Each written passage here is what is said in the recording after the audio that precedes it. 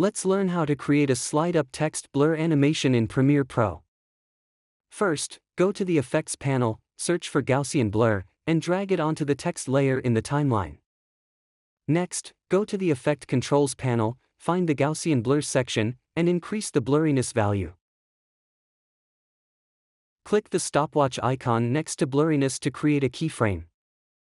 Move a few frames forward, then reduce the blurriness value to 0.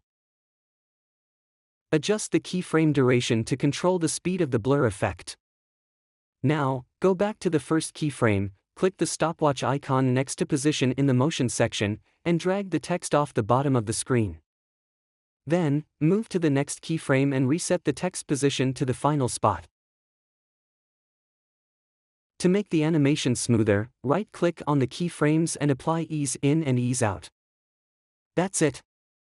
You've created a slide-up text blur animation in Premiere Pro.